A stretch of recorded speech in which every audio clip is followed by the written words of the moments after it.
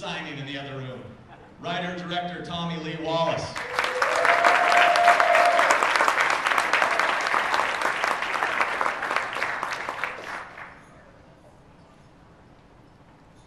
Okay, so I guess what we'll do this is I'll start and pass it on here because we only got one mic. Top notch.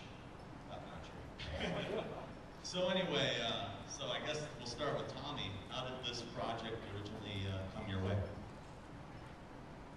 Hello everybody, thanks for coming in here. After Halloween and Halloween 2, our whole little group thought we were done with Halloween as an entity. We were actually very naive. We hadn't even expected Halloween 2 to be reality. You got to remember, this was before sequelitis infected the movie business. In December, I think all of you said we could come out and read with the girls, and I did. There were 3 or 4, I think, maybe. I don't remember how many, not too many. And somebody came in and left, and somebody came in and left. She came in and read, and as soon as she left the room, we all said, that's it. That's it. You know, no need to look any further. And that was, so they might have told her in the waiting room. I'm not sure she even got home. And that's how that happened. We had a good time shooting it up in Northern California. I said, would you like to join me in the motel room? Let's go have a beer and sleep over. Yeah, he was just smooth. I think it was all in the mustache. I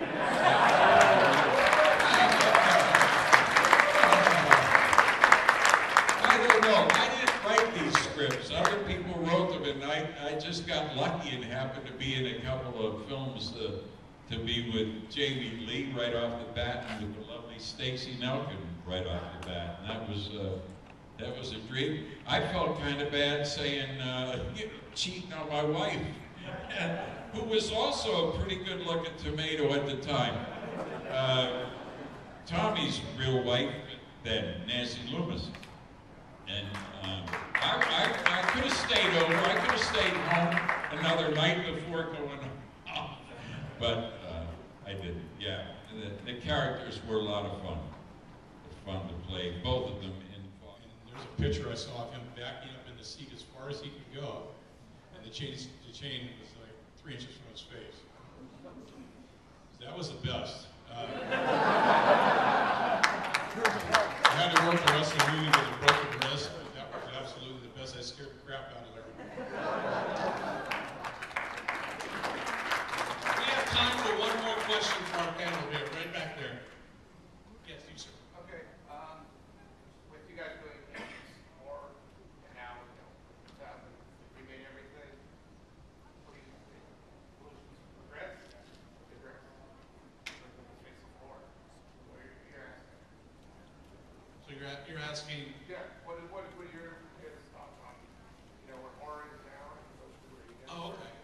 So the question is, where do you think about horror films of today, where they are now, as compared to the films that you were making back in the early 80s that you're up here representing today? Old blues and clean little green suitcase. When I walked in, went up to the desk, and nobody waited on me. And I hit the bell a couple of times, and here comes some people. And I said, and I hadn't been in the business that long either then. I said, my name's Ted White, and I'm Paramount. I said, oh, Mr. White. I said, yeah, I'd like to sign it. You don't need to sign it, everything's taken care of. And the bill was asking me for my suitcase, and I didn't have any money to tip him. I'm fighting him back. We finally went, I started the elevator. He said, no, over here, Mr. White. He took me to a private elevator. We went up, we got out, and there was this great, big, beautiful suite. And I said, this is my room? He said, yeah. I said, boy, does the studio treat us right. It had a huge horseshoe-shaped bar with nothing but liquor all over it. You haven't heard the end of it. There was a great, huge basket, cellophane covered with fruit, and it said, good luck. Well, I went to work, and I worked with the crew that night, and I said, guys, come up to my room. I got tons of fruit, I got all kinds of booze. Well, about 20 guys came up, and they drank, and ate all the fruit, Boom. Came back the next morning, all the booze had been back on the bar again, all the fruit was back, and I said, boy, they just can't get enough of this good stuff. The guys came back up one more night, and they cleaned it out again. Yes, I believe I was working with Media Blasters at the time. They sent us over to do audio commentaries and interviews for their Shriek Show line of European Euro horror titles. In downtime, I was also working on a book on Lucio, which has since gone by the by, but I always asked one final question on camera when I could: what is your fondest memory of Lucio? And that's what my DVD's based on, primarily now. I'm working on a part 2 right now.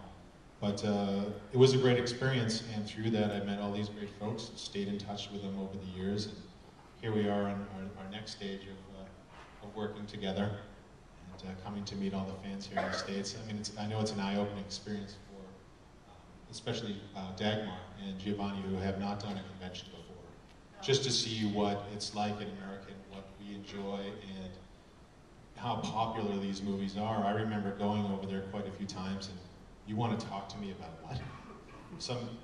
What? That horrible movie? I mean, yes, we love it in America. Really? And I'm not the only one, and that's why I'm showing everyone. Panel here at Horrorhound. I'm Art Ettinger from Ultraviolent Magazine, and we're going to start out by having each of the members of the esteemed panel introduce themselves. Hello to everybody, I'm Dagmar Lysander.